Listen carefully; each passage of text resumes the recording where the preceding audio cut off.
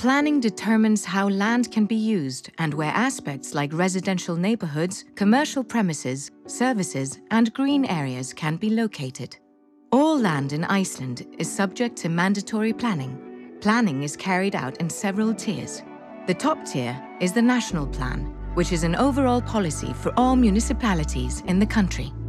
The next tier is the regional plan, which is a plan made by a small group of municipalities on matters of mutual interest like settlement development, transportation, or source water protection.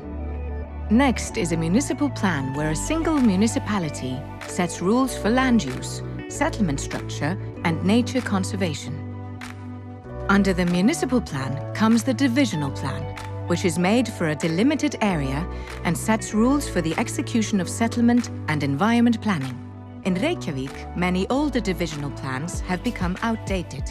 In a well-established settlement, it is necessary to re-evaluate these plans.